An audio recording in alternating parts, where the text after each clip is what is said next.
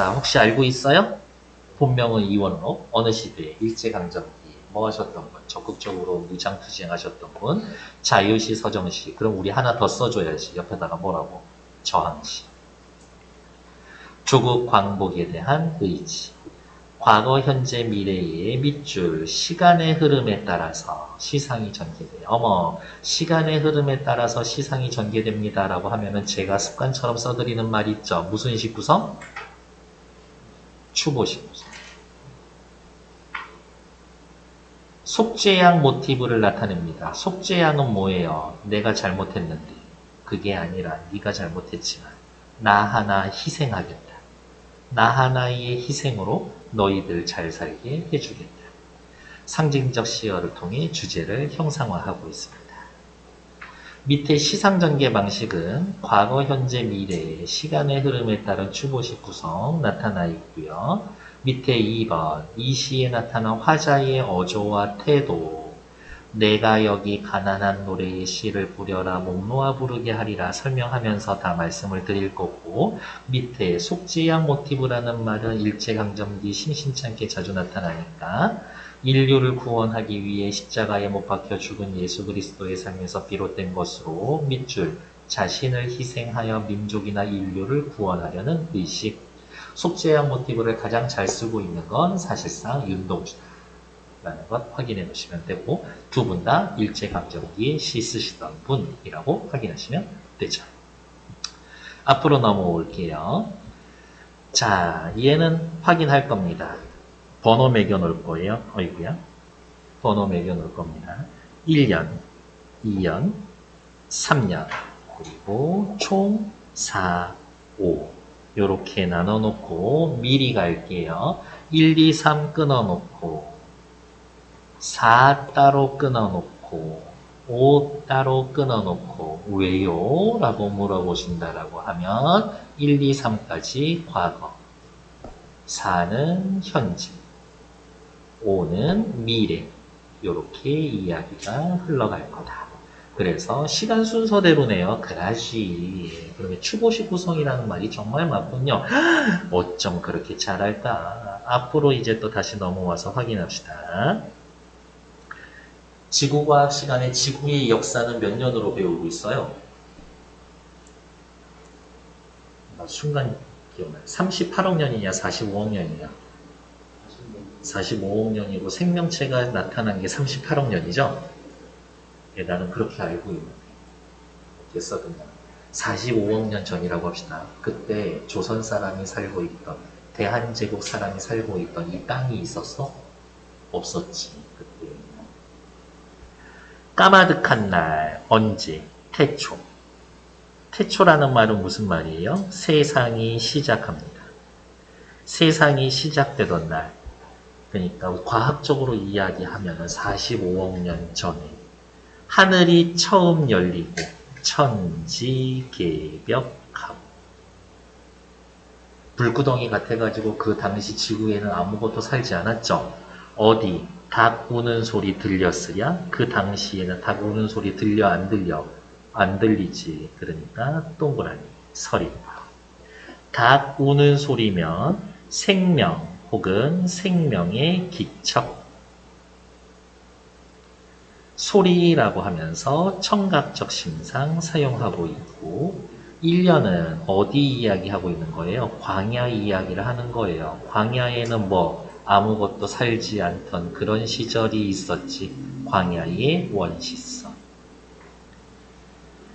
얼마나 지각이 꿈틀꿈틀하고 움직였을까? 모든 산맥들이 바다를 연모에 휘달릴 때에도 지각 변동 이야기를 하는 거죠.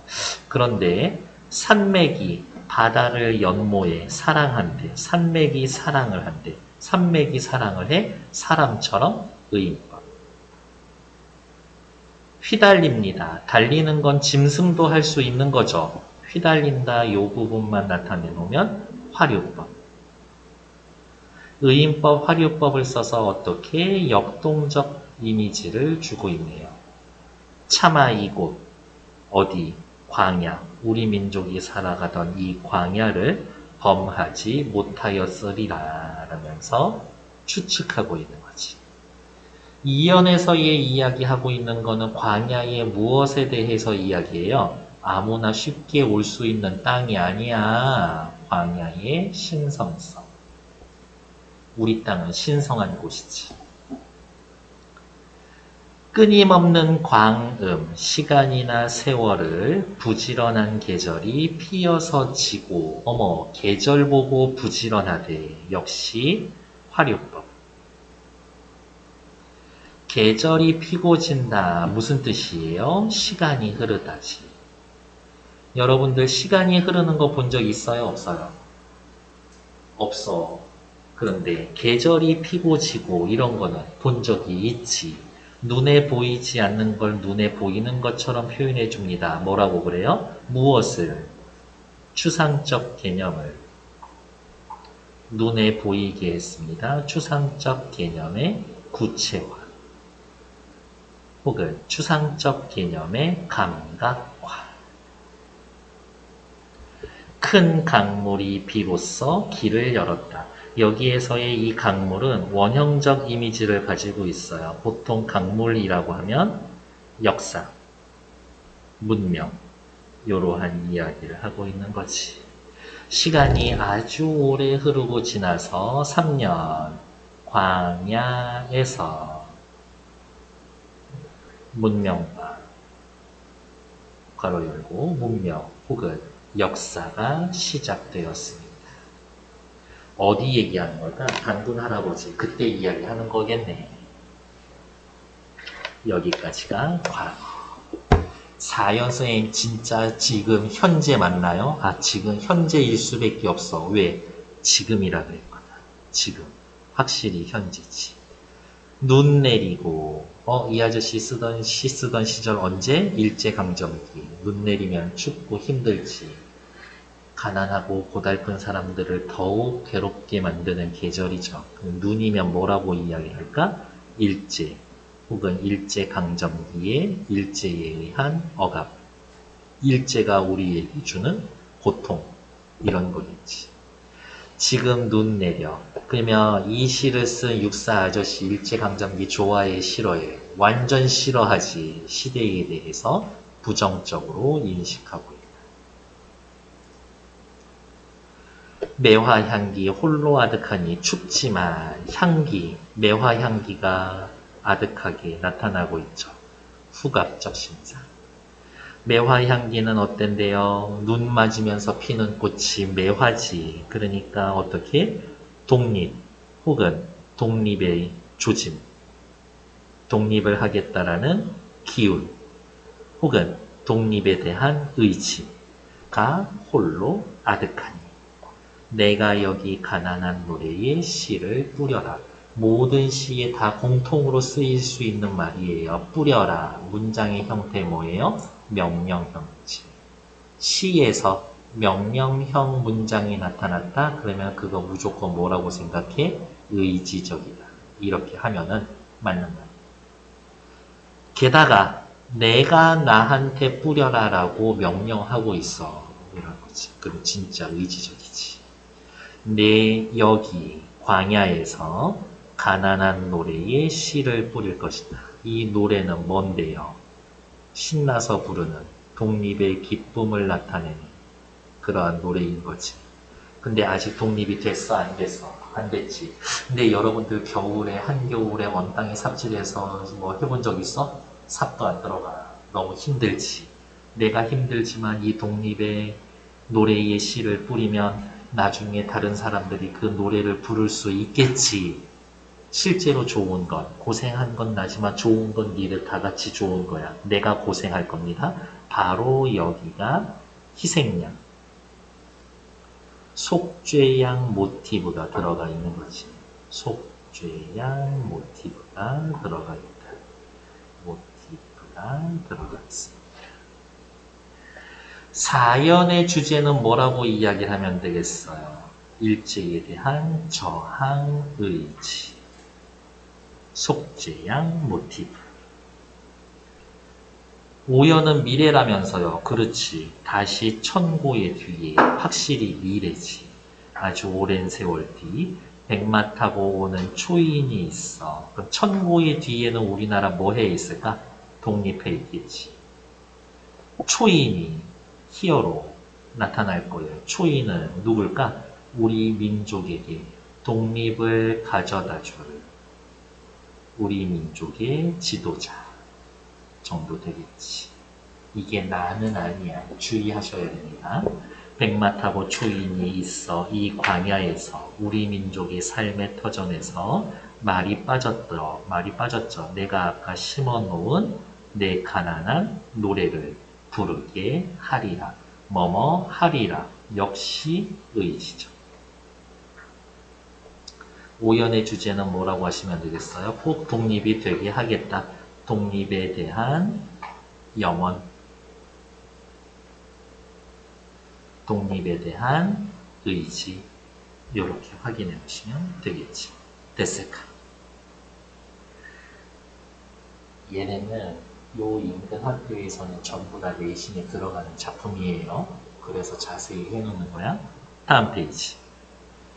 나머지 건 다 하실 수 있지만 6번은 또 꼽사리처럼 끼어있는 거라서 확인할게요. 264의 절정, 하이라이트인데 무엇의 절정이냐? 밑에다가 쓸까요? 절정 오브, 일제의 어가. 이게 절정에 다다란다. 매운 계절, 겨울이란 얘기죠. 일제감정기. 채찍에 갈겨서 북방으로 휩쓸려 오다. 북방으로 가고 싶지 않았지만 가게 됐죠. 북방은 수평적인 한계. 쫓기다.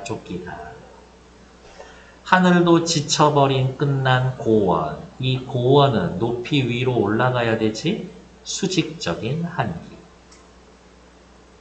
하지만 거기에서도 서리빨 칼날진 그 위에 서다. 그러면 이렇게 할 수 있지 않을까?